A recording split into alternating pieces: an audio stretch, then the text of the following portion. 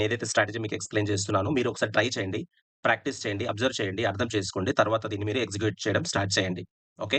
So, మార్కెట్‌లో ఏంటంటే market 9:15కి open కాగానే ఫస్ట్ 15 మినిట్స్ క్యాండిల్ ఫార్మ్ కావాలి. అంటే కంప్లీట్ అయిన తర్వాత మీరు చేయాల్సింది ఆ ఫస్ట్ క్యాండిల్ యొక్క హై అండ్ లో అనేది మనం ఈ విధంగా డ్రా చేసుకోవాలి. సో, ఇక్కడ స్ట్రాటజీ ఏంటంటే 15 మినిట్స్ క్యాండిల్ పైన మనం ఫోకస్ చేస్తాం.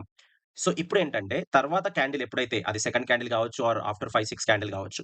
ఎప్పుడైతే దీని పైన క్లోజ్ అవుతుందో అప్పుడు మనము బై చేస్తాము. దీని యొక్క స్టాప్ లాస్ లో ఉంది గదా! ఒక ఏటీఆర్ అనే ఇండికేటర్‌ని యూజ్ చేసి ఆర్ ఒక 2, 3 పాయింట్స్ బిలో మీరు పెట్టుకోవచ్చు. ఒకవేళ లో గనక క్లోజ్ అవుతే మనం అక్కడ షార్ట్ చేస్తాము. ఓకే. మనం షార్ట్ చేసి దీని పైన మనము స్టాప్ లాస్ పెడతాం. ఇక్కడ గుర్తుపెట్టుకోవాల్సిన విషయాలేంటంటే వాల్యూమ్ అనేది చాలా చాలా ఇంపార్టెంట్. ఎప్పుడైతే బ్రేకౌట్ ఇప్పుడు ఈ కేస్ చూడండి. ఎప్పుడైతే మనకు ఈ క్యాండిల్ ఈ లో ఉంది గదా! క్యాండిల్ కంప్లీట్‌గా క్లోజ్ గావాలి. ఇలా క్లోజ్ అయినప్పుడు వాల్యూమ్‌ని అబ్జర్వ్ చేయండి. సో, ఇక్కడ చూడండి వాల్యూమ్ అనేది యావరేజ్‌గా ఉంది. రైట్.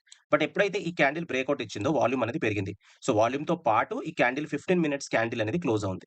క్లోజ్ కాగానే నేనిక్కడ క్లోజ్ కావాలి కంపల్సరీగా. సో, అప్పుడు మనము ఎంట్రీ అనేది తీసుకుంటాం. సో, వాల్యూమ్ అనేది చెక్ జేసుకోవాలి. And the most important thing ఏంటంటే మన యొక్క మేజర్ ఇండెక్సెస్ ఏవైతే ఉన్నాయో నిఫ్టీ 50 గాని, సెన్సెక్స్ గాని, బ్యాంక్ నిఫ్టీ గాని వాటి యొక్క మూవ్‌మెంట్ ఎలా ఉంది? సో, ఈరోజు మార్కెట్ వీక్‌గా ఉంది. Okay. Neutral to negative. Then ఈ స్టాక్‌లో బిలో క్లోజ్ అయింది. అన్నప్పుడు మనము షార్ట్ జేస్తాము. ఒకవేళ మార్కెట్ పాజిటివ్‌గా ఉండి అండ్ హై గనక క్లోజ్ అవుతాయి.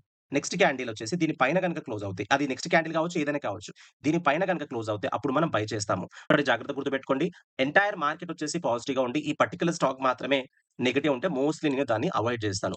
అది కిందకి వెళ్ళొచ్చు, వెళ్ళకపోవచ్చు. బట్ ప్రాబబిలిటీ అనేది మార్కెట్ నెగెటివ్‌గా ఉన్నప్పుడు ఈ ఫస్ట్ 15 మినిట్స్ క్యాండిల్ బిలో గనక క్లోజ్ అవుతే మనకు ప్రాబబిలిటీ అనేది ఎక్కువగా ఉంటుంది. ట్రేడింగ్ చేస్తున్నప్పుడు ఏంటంటే, risk to reward ratio is very, very important. So, దీని యొక్క రేంజ్ ఏదైతే ఉందో, ఫర్ ఎగ్జాంపుల్ ఇక్కడొచ్చేసి మనకు ఈ రేంజ్ మనకు ఆల్‌మోస్ట్ 30 పాయింట్స్ ఉంది. సో, ఆ 30 పాయింట్స్ అనేది మన యొక్క టార్గెట్‌గా పెట్టుకోవాలి. సో, 1:1 గాని, 1:2 గాని మనము టార్గెట్ అనేది పెట్టుకుంటాము. సో, నెక్స్ట్ టైమ్ మీరు చార్ట్ ఓపెన్ చేసినప్పుడు రాండమ్ ట్రేడ్ చేయకుండా ఫస్ట్ 15 మినిట్స్ క్యాండిల్ మీరు అబ్జర్వ్ చేయండి. ఈ బ్రేకౌట్ స్ట్రాటజీ ఏదైతే మీకు ఎక్స్‌ప్లెయిన్ చేశానో, దీన్ని ఫస్ట్ మీరు పేపర్ ట్రేడింగ్ చేయాలి. దీన్ని అర్థం చేసుకోవాలి. దీని యొక్క సైకాలజీని అర్థం చేసుకోవాలి. పర్టిక్యులర్‌గా మీరు ఒక స్టాక్‌ని సెలెక్ట్ చేసుకున్నప్పుడు మీరేం చేయాలంటే, ఒక స్టాక్ అనేది ఆల్‌మోస్ట్ 3-4 డేస్ నుండి ఒక హైయర్ హై ఫార్మ్ చేస్తూ ఉండేటట్టు చూసుకోవాలి. ఎందుకు అంటే అక్కడ ప్రాఫిట్ బుకింగ్ అయ్యే అవకాశం ఉంటది. ఇక్కడ trading, investment totally 2 different concepts ఇక్కడ. ఓకే. సో, ఇది ట్రేడింగ్ పర్పస్ మాత్రం చెప్తున్నాను. ఒకవేళ మీకు నచ్చితే లైక్, సబ్‌స్క్రైబ్ అండ్ షేర్ చేయండి. So, thank you so much.